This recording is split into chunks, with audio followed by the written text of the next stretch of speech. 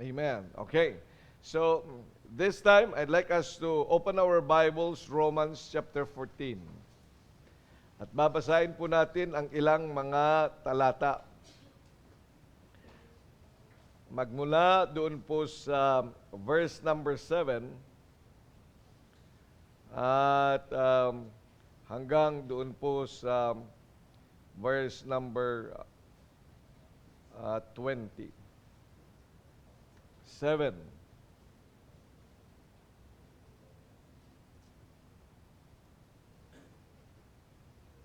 Okay? Andun na po kayo? Okay. Ang salita ng Diyos o ang rason na gusto natin bigyan ng diin, pansin diyan, ay sa verse number 12.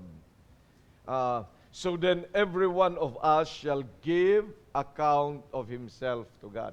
Pero para mas higit natin maunawa yung accounting day na ito, basahin natin ang konteksto kung saan ito nanggaling. Okay, verse number 7.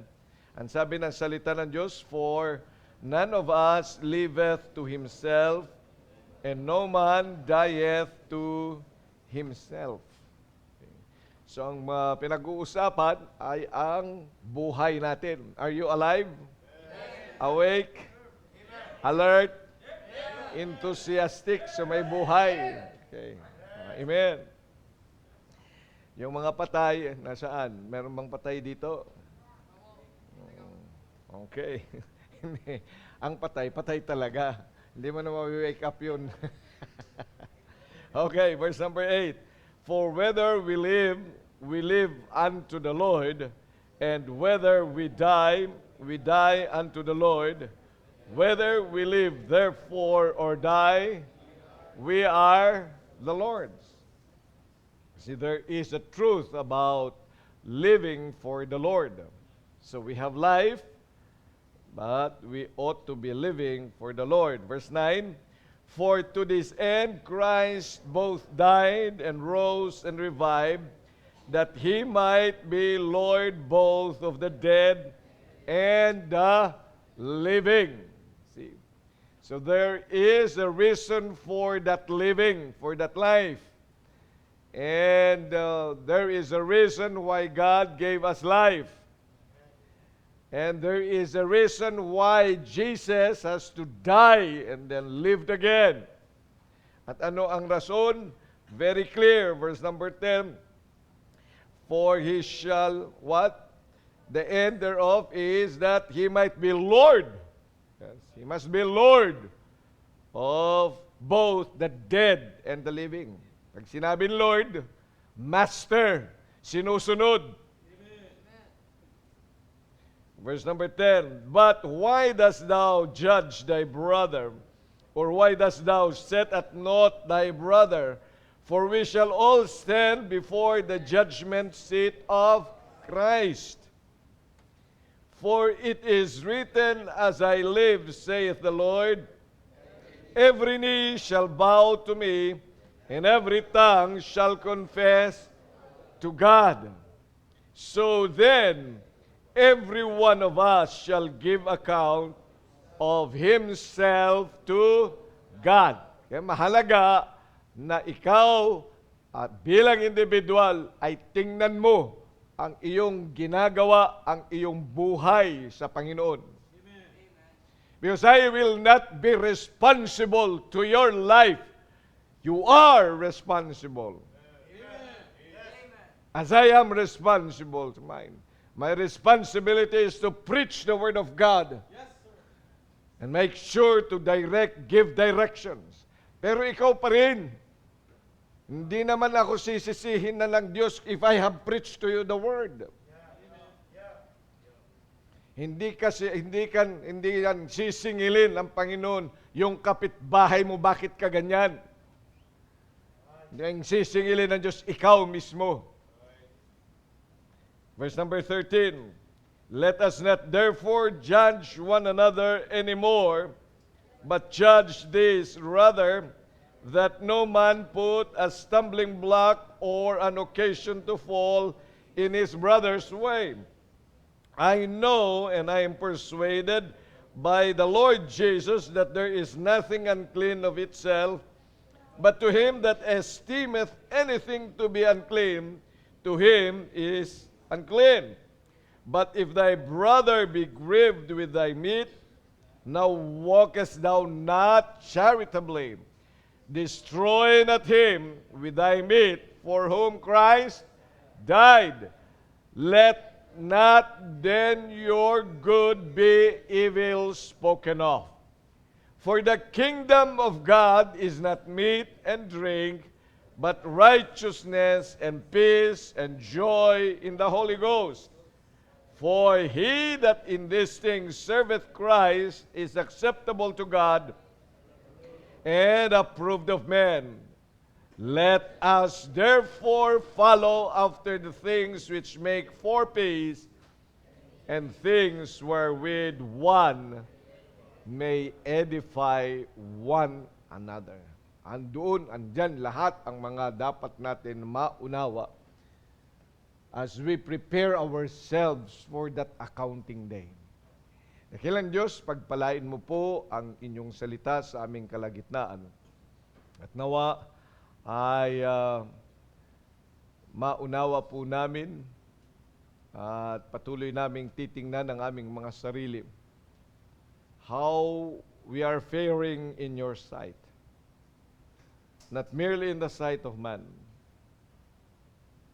Kaya po, Holy Spirit of God, manguna ka po sa amin upang higit pa na maging matibay ang bawat isa sa amin sa amin nga pong mga ginagawa upang ikaw po ang aming maitataas sa amin pong buhay. Patawad po sa aming pagkakasala at pagkukulang. Holy Spirit of God, gamitin mo nga po ang inyong salita upang magbigay ito sa amin ng tamang direksyon. As you have said, that this, thy word, is our light. At hinihiling ko po, Panginoon, na siyang magbibigay ng ilaw ito sa aming dadaanan upang, Panginoon, magampanan po namin ang naisin mo with our best. Maraming salamat po sa pagkakataong ito. Kung meron po sa aming kalagitnaan, hindi pa nakatatalos ng kaligtasan, ay bago po, Panginoong Diyos, kami magkahiwa-hiwalay, ngayong gabi ay siya po ay makilala sa inyo. Kung may mga nanlalamig, ay bigyan mo nga po, Panginoong Diyos, ng kalakasan. At kung may meron nga pong ikay tinatawag sa inyong gawain, ay gawin mo nga po, Panginoon, sa aming kalagitnaan. Meet us in a special way tonight. We need you, Lord. Holy Spirit of God, it is you whom we need. Kaya po, hinihiling ko na ikaw manguna at gamitin mo po ang inyong lingkod. I know, wala po akong magagawa kung hindi mo po ako gagamitin. Maraming salamat po sa pribilehyong ito sa pangalan ng Panginoong Jesus. Amen. Okay, please take your seats. Okay. So maliwanag po diyan sa atin, dapat ang dahilan kung bakit kinakailangan tayo po ay mag-excel sa atin pong partisipasyon, okay, sa mission. Okay. Ulitin natin, di ba? Ano ba yung mga dapat nating ginagawa sa mission? Verse number 1 ay nagso-soul winning. Amen. At hindi ko yan iiwasan. At sasabihin, I have emphasized too much. Soul winning can never be overemphasized. Dahil ang soul winning, yan ay dapat gawain na araw-araw. Hindi yan pag nagustuhan mo. Kapag nasa mood ka, magso-soul winning ako. Hindi ganyan, kapatid, kaibigan. Soul winning must be our lifestyle. Kagaya ng paghinga natin. Hindi mo yan mapipigilan yung paghinga. Pag tumigil nga yan, nire-resuscitate natin yan. Binibigyan pa natin sila ng oxygen para makahinga. And see, Ang soul winning ay ganun din. Kaya dapat nga tinitingnan natin ang ating mga sarili kung tayo ba ay nasa paglakad ayon sa naisin ng Diyos that we go and teach all nations. Anytime, at any place, anywhere. Hindi dapat yan na nakabox yan sa ating soul winning, sa street soul winning natin on Wednesday at Saturday. No, it is not supposed to be that way. Kaya po, intindihin natin na yan ay utos ng Diyos because He is Lord. Ang dahilan ba't siya namatay, inilibing at muling nabuhay, ang dahilan bakit siya ay iyong tinanggap, because you want Him to be your Lord. Hindi lamang maligtas, but He is to be Lord. Pag sinabing Lord, sinusunod yun, hindi ikaw ang nasusunod, hindi ako, hindi tayo. He must be the Lord of this church. Kaya kahit ano pang nararamdaman natin at kahit paanong problema natin, kahit paano ang nangyayari sa mundo, then what He said is that we ought to go and win souls. Yan pa yung utos ng Panginoon, at kung ikaw ay napakatigas ang ulo mo na hanggang ngayon, kaya may makita ka na kaluluwa ay hindi kang soul conscious, there is something wrong with you. Hindi ka na anak ng pagsalangsang. Anak ka na ng pagsunod. Pero ipakita mo yung pagsunod na yan. Because you are a child no longer of disobedience. Sapagkat ikaw ay inilipat na, kapag sinabing inilipat ka na magmula doon sa pagiging child of disobedience, ang laging hindi nasunod, yung tigas ng ulo, he cannot be moved. Gusto niya yung nasusunod. Inilipat ka na, binago ka na ng Diyos. Therefore, bilang isang Kristiyano, find time indeed to follow what the Lord wants us. Dati servant tayo ng kasalanan. Pero ngayon ay servant na dapat tayo ng ating Panginoon. We are no longer servant of the devil, of self and sin, but we ought to be the servant of God. Kaya labanan yan. Kaya kailangan mo maglagay talaga yan ng goal at make sure that that goal is to be workable and you are going to work for it on a daily basis. Maraming mga panahon na tayo tinatamad, hindi ba? Ay kung tinamad din ang Panginoong Hesukristo. Kung tinamad siya, sabi niya, bihira, nakita ko lang ang mukha nito, nakakatamad siya. Ayoko na. Hindi ko na itutuloy ito. Ay kung nakita, remember that our Jesus sees everything. Nakita niya tayo. Bago pa lang tayo ipinanganak, nakita na tayo ng Panginoon. Nakita na niya yung mukha mo, nakita na niya yung ugali mo. Siyempre, Diyos that makes our God great. Pero kahit pa man, nakita nang nakaka-offend tayo,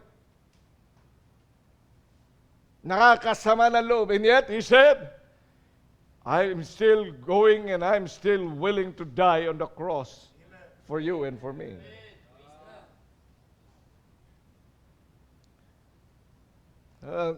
That since time immemorial, He gave already His life for us. Kaya nga ang tawag din sa ating Panginoong Jesucristo, He is the slain lamb before the foundation of the world. So, biro mo yun, time past and time in the future, lahat ng mga yan, Jesus Himself was there and He is always there. pero hindi siya tinamad.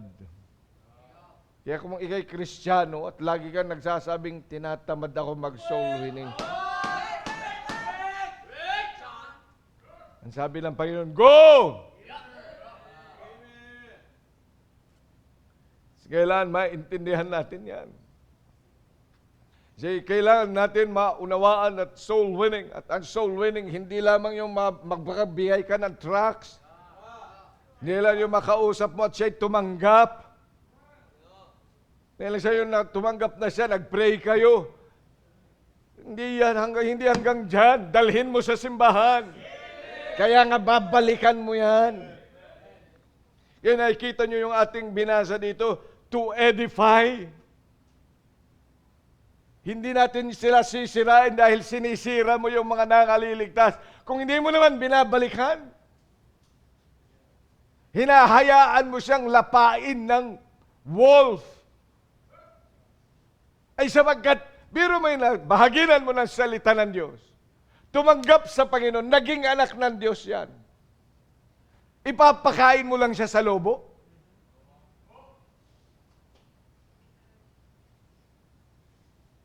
Ano? Naintindihan natin? Kaya mga hindi nagpa-follow up. Kung meron dito ang galing na mag-soul winning pero walang follow up sa kanya. At walang desire para dalhin ang mga tao sa simbahan. Biro mo yan, bilang ka ng bilang ng mga souls. Ilan ang pinalapa mo sa leon?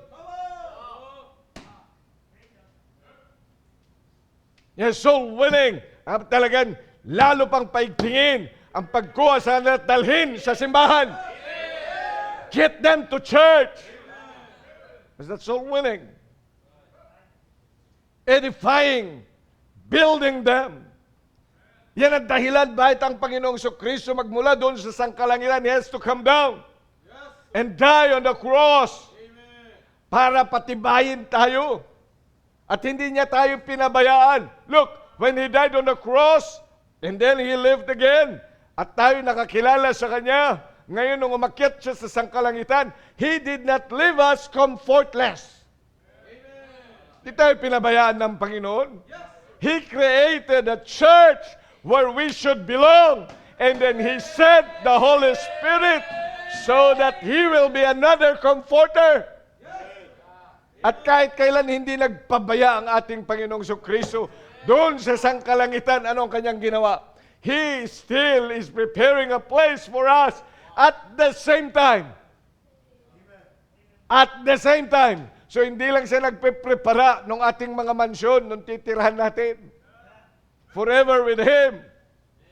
He said that He is also our advocate.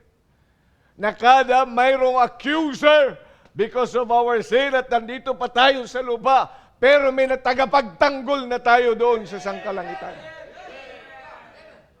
Pagkatapos siya Kristiyano, here is your Lord, pero patamad-tamad. Walang awa doon sa mga ipinapanganak sa kaharian ng Diyos. Walang awa para balikan at pakainin, bigyan ng salita ng Diyos, bigyan, padedehin man lang. Buti pa yung mga kambing pinapadede kapag hindi kapag yung dede ng kanyang ina ay hindi nga maganda. Buti pa yung mga aso at mga tuta, pinadedede ng mga yan. Kapag inihiwalay na sa kanila mga. Pero ang mga Kristiyanong pinanganak ay walang nagtsatsaga para bigyan sila ng salita ng Diyos. E sabihin mo sa akin kung ikaw ay hindi nagpa-follow up. Nagjo-joyride ka lang. Bibigyan ng tracts. Yung kinakailangan yan pag-igihin natin sapagkat ang dahilan kung bakit ang Panginoon ay umakyat sa langit, hindi tayo iniwan comfortless. He left the Holy Spirit. He sent the Holy Spirit para lalo pagtibayin. Binibuild up niya ang kanyang simbahan. Kaya iniwan niya ang kanyang salita sa atin. Ipinasulat yan para hindi tayo mapabayaan. Pero ikaw ay pabaya. This is your Lord!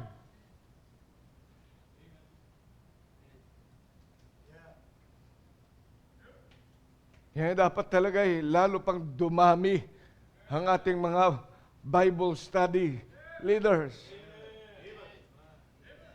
At matutunan mo rin na bahaginan sila ng salita ng Diyos, dalhin ang salita ng Diyos, dalhin sila sa simbahan. Because that is indeed the work of Christ. Yan po ang soul winning. At ang soul winning, yan ay tuturuan ngayon sila na sumunod sa Diyos. Paano ba ang unang pagsunod? Turuan sila magpabaptize. Gamitin mo. Hindi yung tututukan mo, papabaptize ka, bibigyan kita ng pera. Hindi yan. Tuturuan mo sila, papakita mo yung salita ng Diyos sa kanila. Pag sinunod niya, ay di magpasalamat tayo sa Panginoon, sinunod niya. Amen. Papakita mo lang naman sa Kanya, maraming salamat, ikay tumanggap sa Panginoon, masaya ka ba? Tingnan mo ang salita ng Diyos sa Acts chapter 2, verse 41. Then they that gladly received His word were baptized. Yung masayang tumanggap, nagpabautismo. Gusto mong sumunod? Pag sinabi na, oo naman, nasa Bible yun eh. Di tagumpay. Kaya masaya. Masaya ka. Merong sumunod sa Panginoon. At yun ang kasiyahan ng mga mananampalataya. Yung mapasunod sila. So you see, that is soul winning. Hanggang sa sila ay magamit din ng Diyos.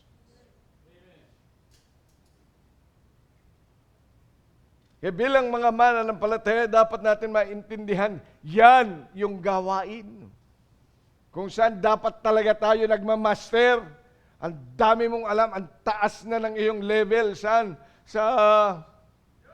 Saan bang mga online game? Saan? ML? At sa basketball? May level din ang basketball?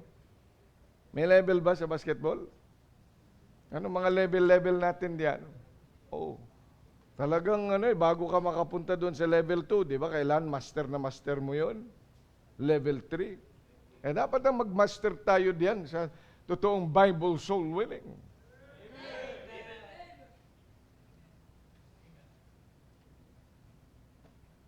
Dapat na matutunan din natin talagang magbigay. Amen. Tahimik ang marami sa pagbibigay.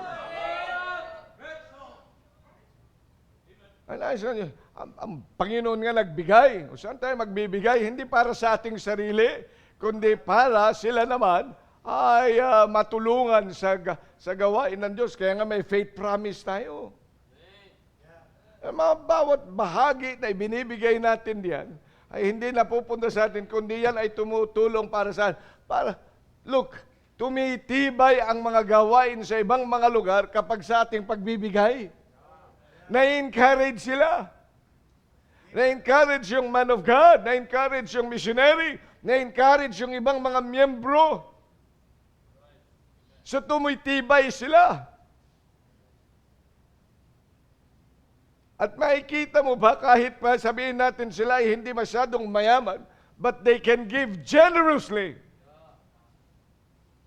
Yung kanilang faith promise. Kaya yung faith promise ay napakahalaga yan. Yan po ay gawain pa rin. Paano naging gawain yung pagbibigay, Pastor? Siyempre mag-iipon ka. Kung hindi ka mag-iipon, magtatrabaho ka para dyan. Ay di trabaho. Work. Magtitipid ka. Kung may nagbigay sa'yo ng pera, hindi mo inaasahan. Saan mo gagamitin to? Ay, hindi ko ibibili ito ng Imbis na pamasahe ko, ilalagay ko na lang, maglalakad na lang ako. Pag pinag-usapan na natin ng practical, ay paano, nasanay tayo na hanggang doon lang. Nasanay tayo, nag-i-amen doon sa mga bagay na parang ang gagaling, ang gaganda. Pero yung pag sinabing practical na yan, natuto. Tingnan mo yung lahat tayo dito, nakakaranas na may pera. Posibleng walang pera ang mga ito. Ang dami mga may pera. Tingnan nyo nga, baka kahit nga mamaya, maraming magpapapalit ng pera na naman sa coffee. Oh. Kaya akala ko nga walang mga pera eh. Pero meron. Kahit mga estudyante, 500 pesos. Estudyante lang yan. Sabi ni sabi ni RJ Sungkay sana oil. Oh. Matindi. Oh. Ang tingnan niyo. Pero sa totoo, nagkakapera tayo.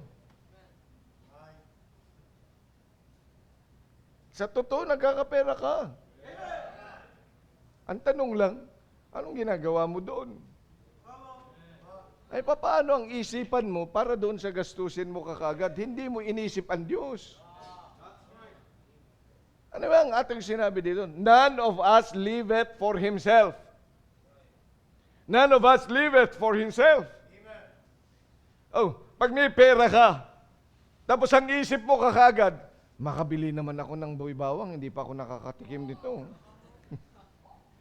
Makakabili naman ako ng Coke ngayon, hindi pa ako nakakatikim niyan. Ang tagal-tagal ko nang ayun nga, you are living for yourself.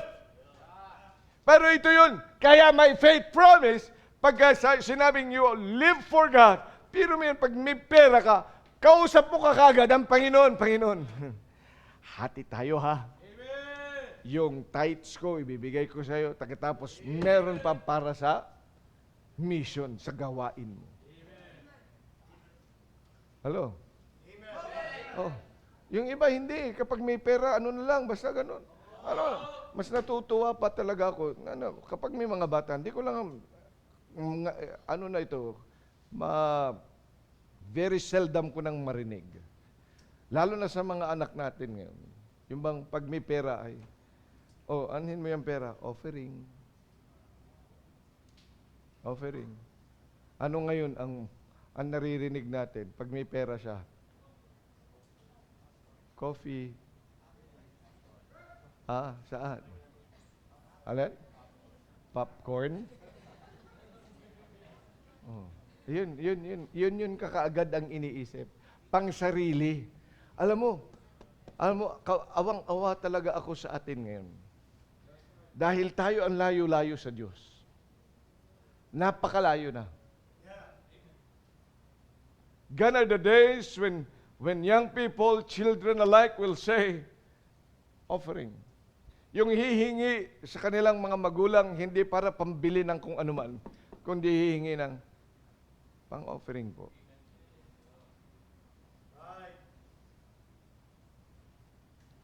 Na kapag may pera, para sa Panginoon.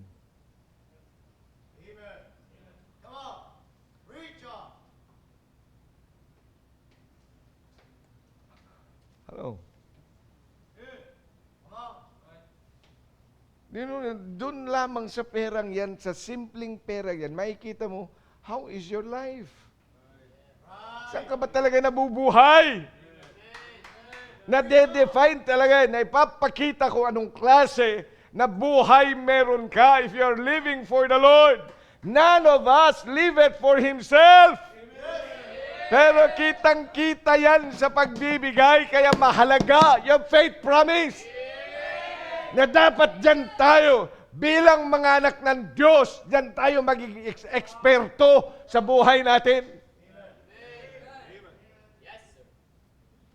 Yan ang dapat natin talagang pinapractice at dyan tayo nag-excel sa ating buhay.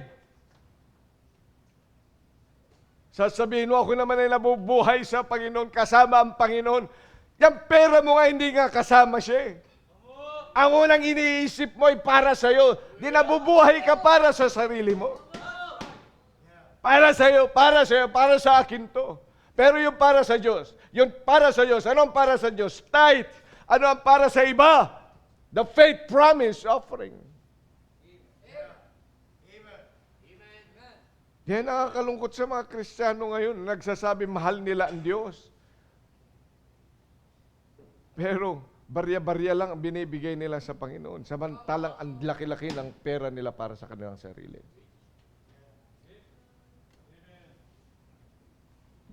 Faith promise is something that we should really take seriously. Dahil ito nagpapakita kung anong klaseng buhay meron ka.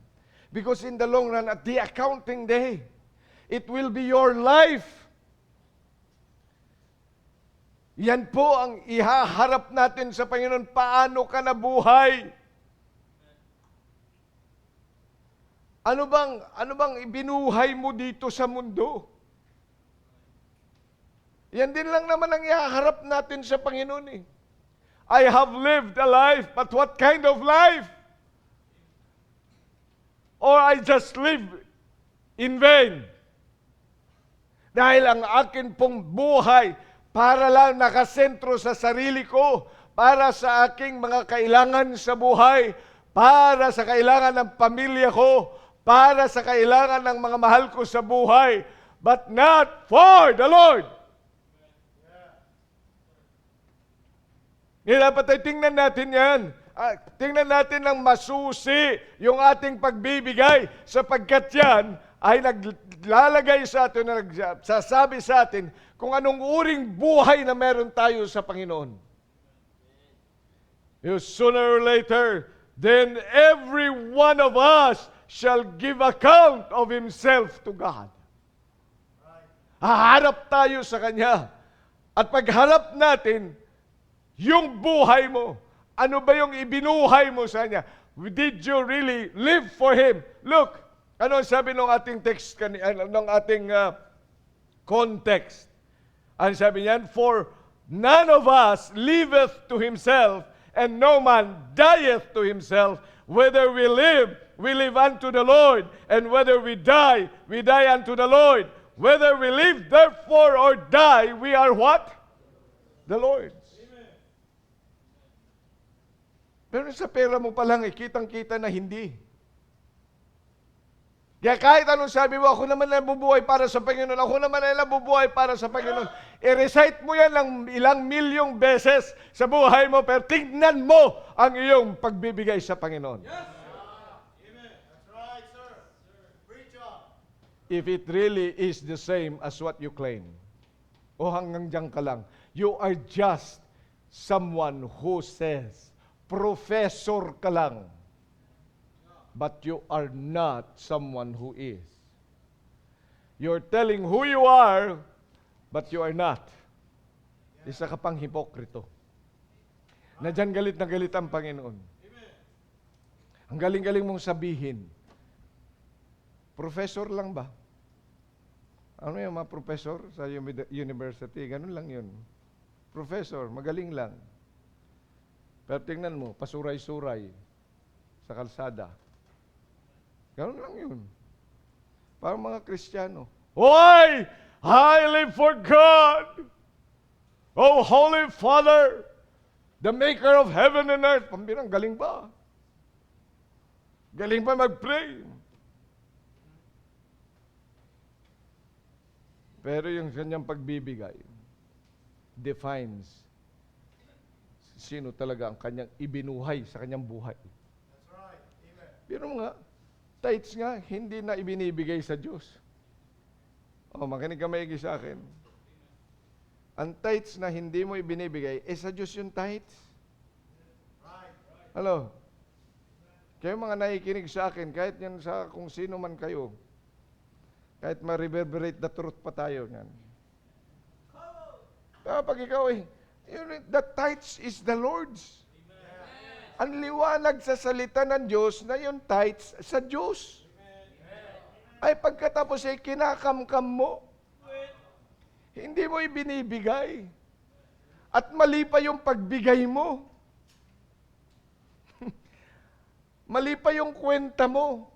Ang galing mong mangwenta ng mga taon, mga nagkakautang sa'yo. Pero hindi mo makwenta yung totoo na tithes. Ano ba yung tithes? 10% ng iyong income. Basta meron kang income, whether it is by the millions or by the hundreds, ay kung ano man yung income na yan, basta dumating sa'yo, income mo yun. Amen. Income ang tawag yan. Dumating sa'yo, binigay sa'yo.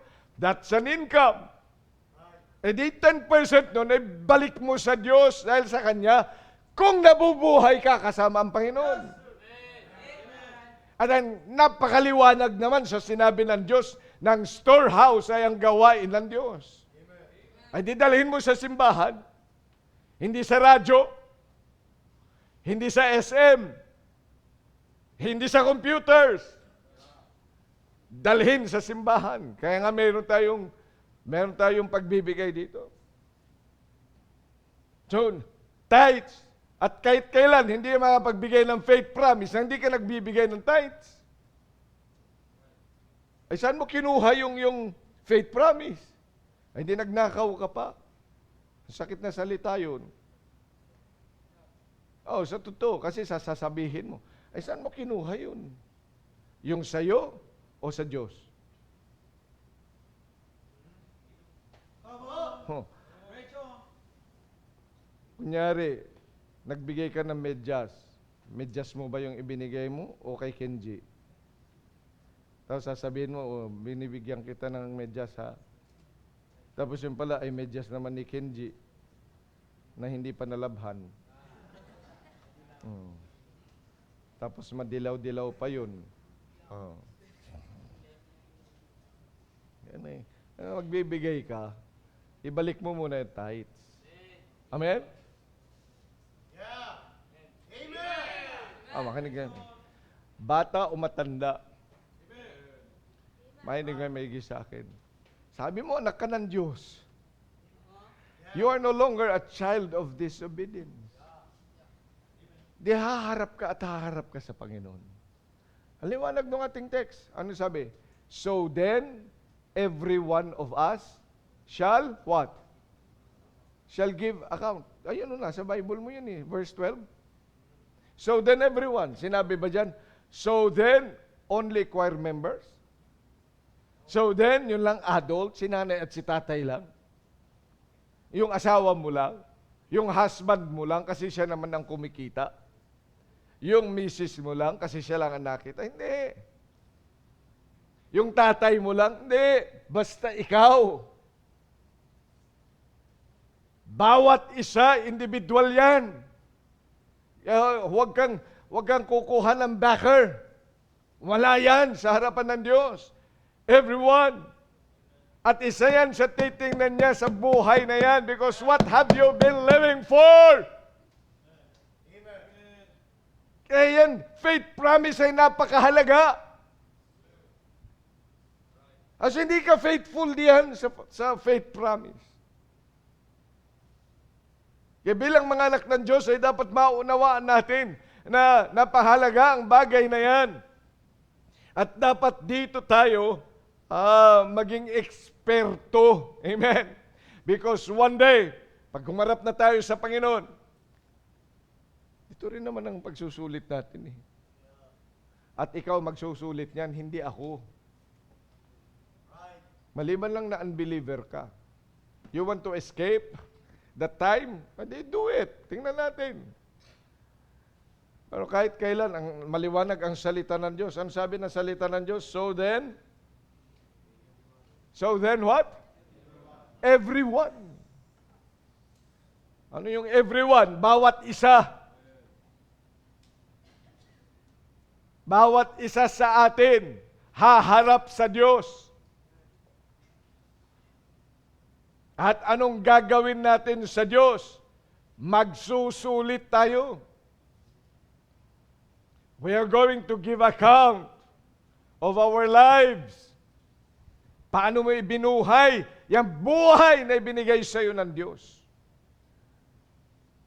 Mas ang tagal mo na sa simbahan, wala ka pa rin ginagawa. Tagal mo ng anak ng Diyos, yung faith promise mo ay wala.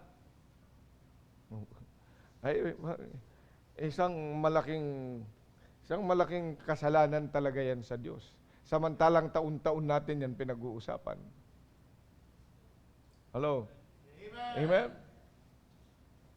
See, everybody will live here on earth, pero haharap sa Diyos. Now, Kaya nga po, bilang mga mananampalataya, ay makita natin sa buhay natin, tayo ba'y nabubuhay talagang nasa kalooban ng Diyos? Nasa kalooban ka ba kayo talaga ng Panginoon? Yung panawagan ba ng Diyos sa iyo ay sinusunod mo? Hello? Preach on. Come on. Ayan niya. Kung ikaw ay tinatawag ng Panginoon, full-time sa gawain, ba't di ka sumuko? Preach on. Amen. Because it will be the will of God that matters. Yeah. Oh, kaya nga nandyan yan, di ba? Kung ako ay tinatawag ng Diyos, ay di, kung titatawag ka ng Panginoon, di do it. Yeah. Kasi kalooban yun ng Diyos sa buhay mo. Lagi kong sinasabi, hindi dahil tinawag ka ngayon, bukas, misyonary ka na. Alam mo naman yan nung narinig mo ang salita ng Panginoon, at siya'y naglagay sa puso mo, nangusap ang Panginoon sa iyo, ay dapat tinatandaan mo na yung bagay na yan. Dahil yan pangungusap ng Diyos sa buhay mo, sa puso mo. As you read the Word, as the man of God preaches the Word, He talks with you. Amen. At kahit kailan, hindi gumawa ang dyablo ng panawagan, hindi tatawag ng dyablo para ikaw ay pumunta sa mission field. Tatawagin ka niyan, saan? Doon sa sugalan. Tatawagin ka ng dyablo, saan? Doon sa mga inuman, doon ang kanyang panawagan. Pero kahit kailan, hindi siya tatawag para isuko mo ang buhay mo doon sa pagmimisyon. Para ibahagi ng salita ng Diyos sa iba. Para iwanan ang iyong mga mahal sa buhay, iwanan mo ang iyong profesyon, iwanan mo ang iyong trabaho, alang-alang sa gawain ng Diyos. At may mga tinatawag na ganyan. At kung tinatawag ka ng Panginoon, nasa kalooban ka ba ng Diyos? Kasi kung ikaw ay nasa kalooban ng Diyos, kahit na anong mangyari, ay di dapat nandiyan ka. Kaya tiyakin mo, dapat bilang mga anak ng Diyos ay dapat matuto tayo na mabuhay, that we seek after the will of God. Dahil in the long run, every one of us shall give account of himself to God. Anong hahanapin ng Diyos sa atin? Di ginawa mo ba yung kalooban ko? Ginawa mo ba yung kalooban ko? Kaya kinakailangan alamin mo ang kalooban ng Diyos. Hindi dahil bata ka, hindi dahil matanda ka na. Pero may kalimitan naririnig ko. Pag-retire na po ako, magpo-full time na ako. Oh? Dapat yung kalooban ng Diyos, makakapag-retire ka kaya ikaw.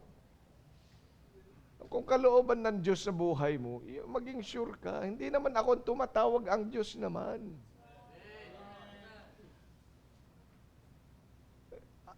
Dapat isure mong buhay mo. Nasa kalooban ka ba talaga ng Diyos? Tingnan mo sarili mo, nasa kalooban ka ba ng Diyos? Tingnan nyo. Kahit ikaw full-time, full-time ka. Talaga bang kalooban ng Diyos sa buhay mo yan? Kung kalooban ng Diyos sa buhay mo, edi, panatilihin mo yan. Yes. Amen. Amen? Amen. Ikaw, choir member, hindi dahil tumakanta ka, ang tanong ko dyan, kalooban ba ng Diyos yan? O dahil kalooban mo kasi maganda boses mo? O kaya, kayo mga tumutugtog dyan, ganun din. Tingnan mo sarili mo, kalooban ba ito ng Diyos sa buhay ko? Ikaw na nandyan sa mga multimedia, kayo mga naggumagawa, kalooban ba ng Diyos yan sa buhay mo? Dapat maging certain ka sa kalooban ng Diyos sa buhay mo. At dapat yan ay, tinatanong yan kinukuha na sa Panginoon. Remember sa Acts chapter 9, nung si Apostle Paul ay maligtas, anong sabi niya sa Panginoon? Lord, what wilt thou have me do? Are you saved? Amen. Natanong mo na ba talaga sa Panginoon, Panginoon, anong gusto mong gawin ko? And did you search that very conscientiously? Talaga ba yan ay sinesearch mo sa Panginoon? Talaga ba nakikipag-usap ka sa Diyos? O maraming, mayroon mga tao, marahil makakausap mo, i-encourage ka. Marami naman, pag nakausap mo rin yung iba, i-discourage ka. Dalawa lang naman yan May mga tao sa buhay natin na payag sa ating gagawin, pero may mga tao din na hindi papayag. Ano ngayon ang gagawin mo? Ay paano kasi sila tinatanong mo lagi? I-consider mo. I'm not saying you are going not to consider them, but consider them. Ask them why. But if you are a child of God, makinig ka maigi sa akin, dapat ang tinatanong mo ay ang Diyos. Kaya nga dapat ikaw ay lagi, pag ikaw'y napunta ng simbahan, ang iisipin mo lagi, Panginoon, anong kalooban mo talaga sa akin? Kalooban mo talaga ba talaga yun sa akin? Yan ang dapat mong dinadala sa altar. At yan ang lagi mong hinihintay sa Panginoon. Panginoon, kung talagang yun ang kalooban mo, put that in my heart. Let me hear it from your word. Let me see it from your word. Let the pastor preach again and again and again and again. And when you have become certain of that, then work it out. Dahil ang kalooban ng Diyos, siya naglagay, siya nagumpisa niyan. Sasabihin natin sa Panginoon, Panginoon, inumpisahan mo ito. Please lang, tulungan mo akong tapusin to. Ikaw ang nag-umpisa nito. Ikaw ang nagdala sa akin dito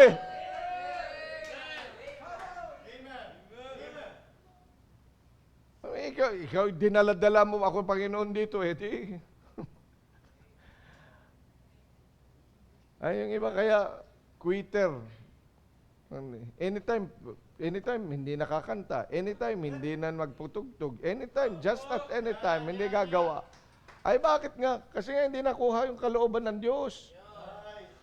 Amo kapatid, isang araw, any moment now, ang sabi ng ating text, so then every one of us shall give account of himself to God. Ano i-give account mo sa Diyos? Anong ipagsusulit mo sa Diyos? Ito yung kalooban niya. Hindi mo ba alam na ang Diyos, He decreed things from time immemorial in the past? Siya nagbigay niyan at siya nagdisenyo niyan, siya nagplano niyan para sa iyo at para sa akin. At may plano siya sa iyo, kaya ako naligtas ng time na yan, kaya ka naligtas yan, nakakilala sa Panginoon, meron kang salita ng Diyos, dinala ka sa simbahan. He certainly has a plan for you. May plano ang Diyos sa buhay mo, hindi yan para umupo ka dito. Kundi para may gagawin ka para sa Kanya. And I don't know that. Pero ikaw at ang Diyos ang nakakaalam niyan. At papaano yan lumalago sa iyo as you read the Word of God, as you hear the Word of God. For faith cometh by hearing, and hearing by the Word of God. At yan ay dinadala mo saan sa Panginoon para ikaw ngayon may pag-usap, Panginoon, yung kalooban mo. At kung ito talaga yung kalooban mo, then let me get it and let me live for it. Because one day, every one of us shall give an account. Kung hindi ka naman tinatawag magpastor, hindi. Kung hindi ka naman tinatawag mag-full-time, ay hindi. Pero may kalooban ng Diyos sa buhay mo. And the Bible tells us exactly that there are will of God for you and for me. Hindi lahat ay magpapastor. Hindi lahat ay magmi-missionary. Hindi lahat. Pero may kalooban ng Diyos sa buhay mo. And that is what I am concerned of. Ang kalooban ng Diyos sa buhay mo. Huwag mong lalabanan. Just follow through. Ang gawin mo lang is to seek it with all your heart. Dahil, isang araw, haharap ka rin naman sa Diyos. At pag humarap ka sa Kanya, ipagbibigay sulit mo kung ginawa mo ba ang kalooban niya sa iyong buhay. Kasi kapatid, tingnan mo, ikay naligtas, nakakilala sa Panginoon. Nakabasa ka ng salita ng Diyos. Meron ka ng pananampalataya, may simbahan ka pa na kagaya nito sa atin. Na itinuturo, hindi lamang yung salita ng Diyos, kundi ginagawa. At matibay yung ating paniniwala na ang mga tinawag ng Diyos full-time sa gawain para sa ministry ay mabubuhay saan? Sa pananampalataya and by the gospel. Doon tayo ngayon bubuhayin ng Diyos sa gospel. Kapag ikay tinawag ng Panginoon, pag ikay tinawag ng Diyos para sa mission, by the gospel. Hindi para kung anong gawin mo, para maging isang businessman. Hindi. Kung ikay tinawag talaga sa pagmimisyon, sa mission, work. Hindi mag-business.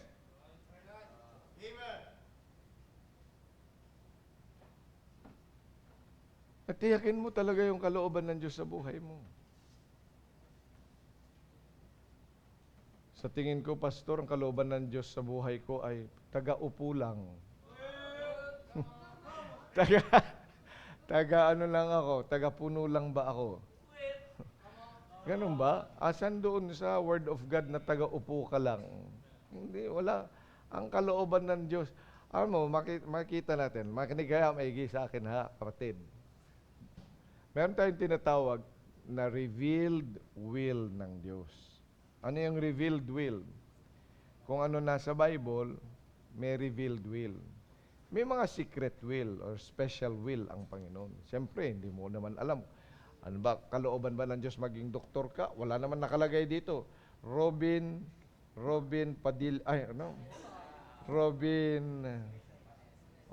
ay ikaw ay magiging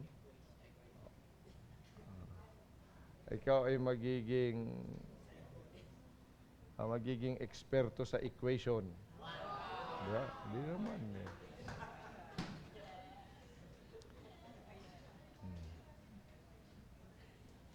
Yan. Kasi hindi na wala yan. Pero special yan. As the Lord guides you. Kaya yan yung sinasabi na, Pastor, pwede po ba nating ipag-pray kung kalooban ng Panginoon?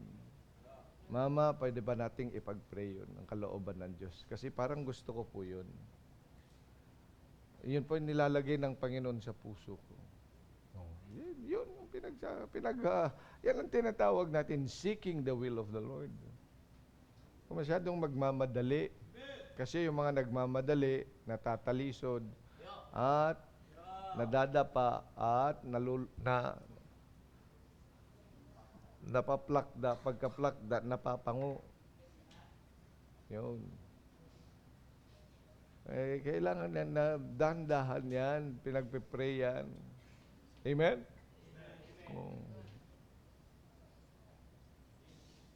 Kasi nga kalooban ng Panginoon yun eh. Secret yun, secret will. Mga special will. Pero yung mga revealed will, hindi na pinagpipray yun. Ano ang revealed will? Balik mo tithes mo. Pagpipray ko nga pa, Pastor, pwede ba pag-pray natin kung ibibigay ko yung tithes ko o hindi? Ay, tatandali nga. Hindi yan. Revealed will nga eh.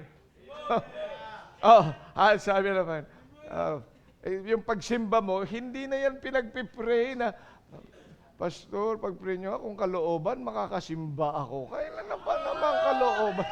Ay, kalooban na nga revealed ang tawag natin dyan. Kung kalooban ng Diyos, magsusoul winning ako. Pambira nung kung kalooban na nga. Sabi nga, go and teach all nations. Go! Yan yun. Sinabi na ng Panginoon. May mga revealed will. Hindi yan kinakailangan ipanalangin. Ang panalangin mo na lang, kalakasan at yung kapangyarihan ng Panginoon para magawa mo. Kung kalooban talaga ng Diyos, kakanta ako ng makalangit na awitin. Pambihira. Solong inaawit mo.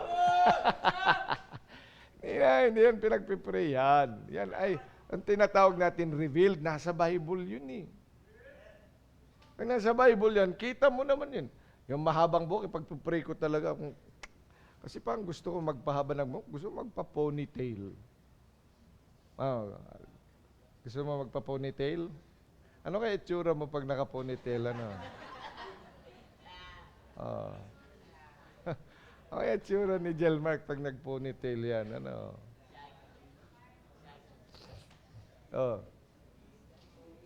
Hindi na pinagpiprayan kasi nasa Bible yan. It is a shame unto a man to have long hair. Andun yun eh. Kaya magpagupit ka talaga. May mga bagay sa atin. Makinig maigi. Na yung kalooban ng Diyos. Bakit ho? Look. So then every one of us. Yung kalooban ng Diyos sa buhay mo. Mas magsisisi ka. Sana noon pa. Ba't ba ngayon ko lang nalaman yun? Paano hindi ka naman nag-seek? Kailangan mag-seek ka. Habang ikay nakikinig at nandito, may pagkakataon to seek the Lord's will in your life. Ano pang gusto mong gawin ko, Panginoon? Okay. So if God really is calling you, why not? Ang kalooban ng Diyos sa buhay mo. See, bilang mga anak ng Diyos, dapat natin tandaan, ang buhay na ating ipagsusulit ay yung buhay na nasa kalooban ng Diyos. And last, tingnan po ninyo. For the kingdom of God is not meat and drink. Alam mo, ang buhay na ipagsusulit natin, hindi yun physical lang. It's much more of spiritual. Kaya alam mo kung bakit kailangan matutunan mong manalangin?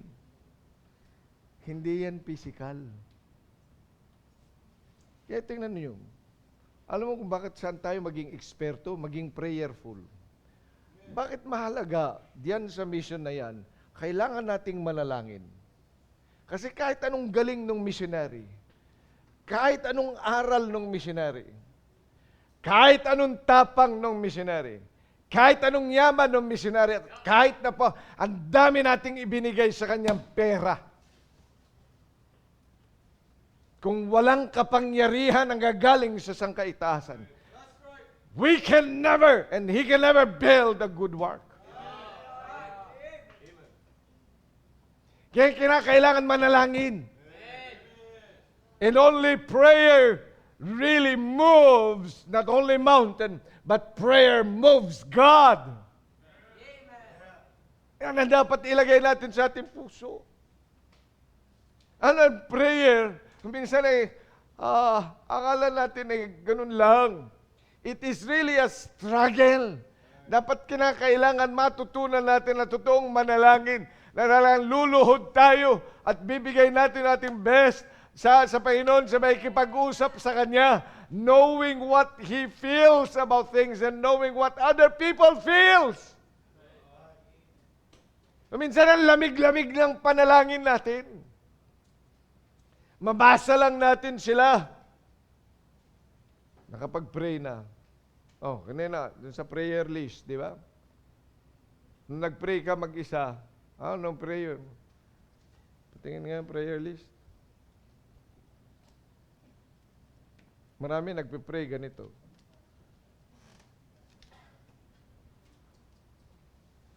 Siguro hindi ka nag-pray. Nasaan prayer list mo?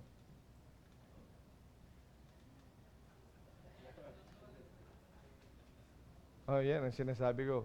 Siya isa sa nag-pray na, Panginoon, kayo naman ay nakakabasa ng prayer list, di ba? You are a reader. So, Please. Oh. Yun. May iba pa nagpe-pray. Panginoon, other request, Brenda Vallejo, safety and good health for Eric and his sister Adelpa Bermayan. John Kangao, complete recovery and financial provision for medication. Amen.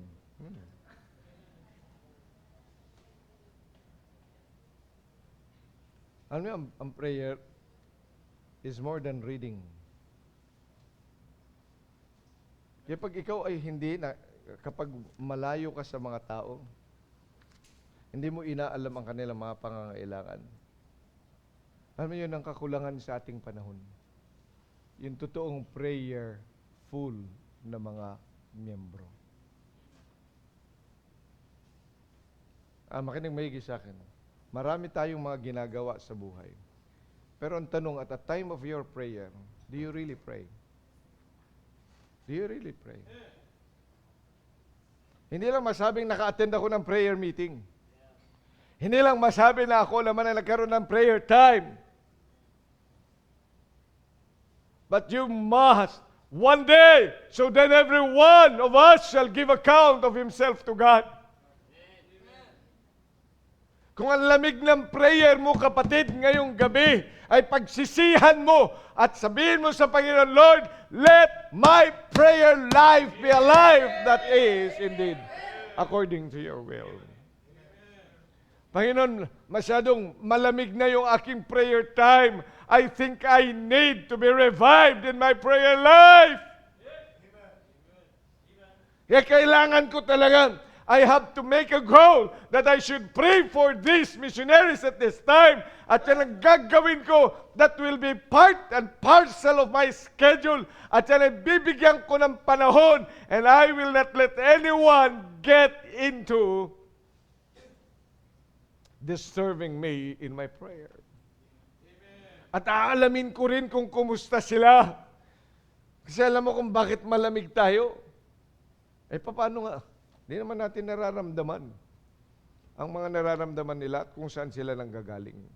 Kasi nga may sarili tayong problema.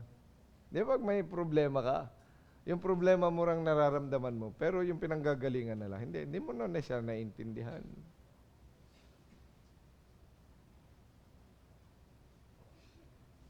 Isang araw, tatanungin tayo ng Panginoon. Baka naman nabuhay ka lang kasi sa laman. Dapat huwag tayong mabuhay sa laman. Flesh. Dapat mabuhay tayo sa kapangyarihan ng banal na Espiritu. At yan po, nakikita yan sa prayer life. Because when you pray, you show your faith to your God na siya ang may magagawa, hindi tayo. Na siyang may kakayanan. Pero magpe-pray ka, hindi mo naman siya nakikita. Magpe-pray ka ng mga bagay na imposible.